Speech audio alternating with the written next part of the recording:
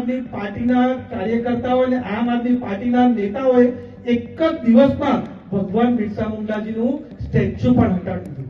આ બતાવે છે કે આ ચૈતર વસાવા જે આદિવાસી કરે છે એમની પાર્ટી જ કેટલા આદિવાસી વિરોધી છે। થોડા સમય પહેલા આપણે એ વાત કરતા હતા કે આદિવાસી નેતાઓ પોતાના વિસ્તાર માટે અને સાથે જ પોતાના લોકો માટે એટલા બધા કટિબદ્ધ હોય છે કે કોઈ પણ પક્ષના આદિવાસી નેતા હોય, જ્યારે મુદ્દો આદિવાસીનો હોય તો એ ભેગા થઈ જતા હોય છે।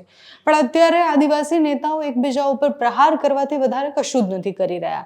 ચૈતર વસાવા પર સતત મનસુખ વસાવા પ્રહાર કરે, સાથે ધવલ પટેલ જે સાંસદ છે એ પ્રહાર કરે, અનંત પટેલ પર પ્રહાર કરવામાં આવે, બીજા પક્ષે ચૈતર વસાવા અનંત પટેલ કોઈ સભામાં હોય તો એ પણ સત્તા પક્ષના નેતાઓ આદિવાસી નેતાઓ પર પ્રહાર કરતા દેખાતા હોય છે।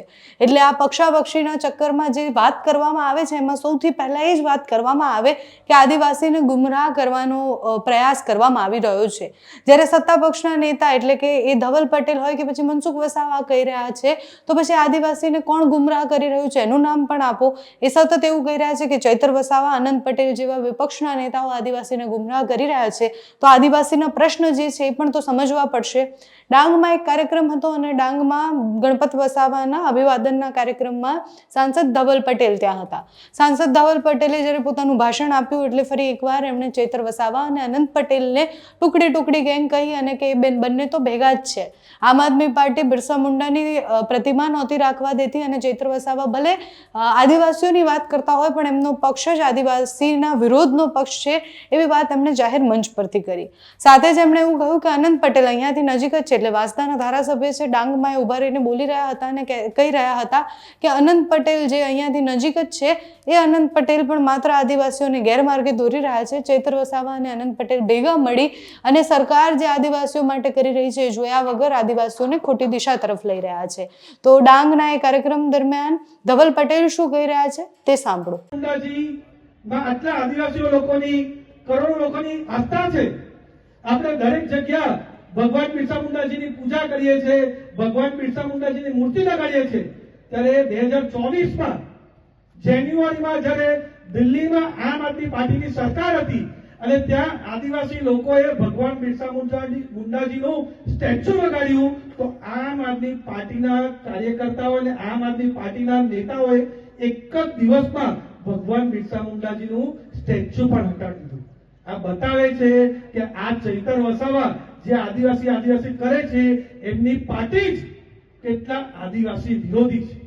અને એટલું જ નહીં, બીજા એક ઠગ ધારાસભ્ય બાજુની વિધાનસભામાં છે વાંસદામાં, એ પણ આદિવાસી કરે છે।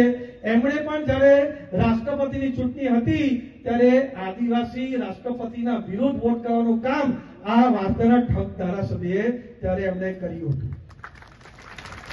અને રાહુલ ગાંધી જ્યારે અમેરિકા ગયા ત્યારે એમણે એમ કહ્યું કે અમારી સરકાર આવશે તો અમે ST, SC અને OBC નું આરક્ષણ કાઢી લેશું, એવું બયાન એમણે આપ્યું। આ મેં 4 વાર લલકાર આપી કે ભાઈ તું બહુ આદિવાસી કરે છે તો એક વાર તો તારા રાહુલ ગાંધી વિરુદ્ધ બોલીને બતાવ કે કોઈની પણ સરકાર આવે પણ આદિવાસી સમાજનું આરક્ષણ નહીં લેશે। એમણે એક પણ વાર હિંમત નહીં કરી। એ પણ બતાવે છે કે એ ભાઈ પણ કોંગ્રેસના પાર્ટીના પોપટ છે, જેટલું કોંગ્રેસ બોલે એટલું જ કરે। અને હમણાં પૂરી તૈયારી કરે છે કે વાંસદામાં જે રીતનો માહોલ બન્યા છે 100% ભારતીય જનતા પાર્ટી જીતવાની છે અને એમની પાર્ટી પણ એમને કોઈ ગણતી નથી, એટલે આમ આદમી પાર્ટીમાં કુદાકડો મારવાની પૂરી તૈયારી આ વાંસદાના ઠગ ધારાસભ્ય પણ કરી રહ્યા છે। અને જ્યારે આ બંનેઓ આદિવાસી કરે છે કે અમારા આદિવાસી સમાજમાં કોઈ પણ જાતનો અન્યાય થાય, કોઈ પણ જાતનું અહિત થાય તો અમે સૌથી પહેલા ઉમરગામથી અંબાજી પહોંચી છીએ। ત્યારે દાભેલની અંદર આપણા આદિવાસી સમાજના યુવકની હત્યા થઈ, કસાઈઓએ એની હત્યા કરી કારણ કે આદિવાસી સમાજના યુવકે ગૌ હત્યા કરવામાં ઇનકાર કર્યું, એમનું મર્ડર કરી દીધું।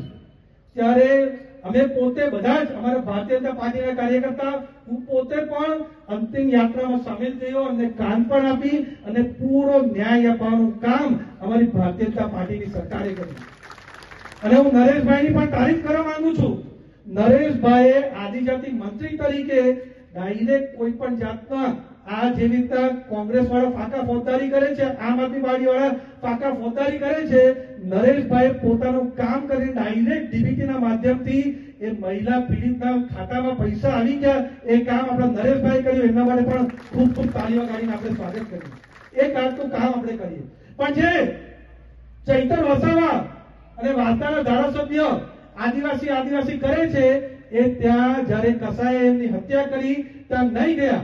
10 દિવસ 15 દિવસ પછી પ્રેશર આવ્યું ત્યારે એ ગયા અને ત્યારે પણ કસાઈ વિરુદ્ધ એક પણ શબ્દ બોલવાની હિંમત નહીં કર્યું. ફક્ત માથા ભારે શબ્દ એટલું બોલી જતા રહ્યા. અને વાર્તાના ધારાસભ્ય તો અહીંયાથી ઉમરગામ કઈ થાય તો પણ જતા રહે, ઝારખંડ થાય તો પણ જતા રહે, પણ નવસારી જિલ્લાની અંદર હત્યા થઈ તો પણ ત્યાં ગયાની. એ બતાવે છે કે આદિવાસી વિરોધી કોણ છે અને આદિવાસી સમાજ સાથે કોણ છે. તમને આજે આદિવાસી સમાજના દીકરા તરીકે, સાંસદ તરીકે, પૂરના નેતૃત્વની તરફથી કહું છું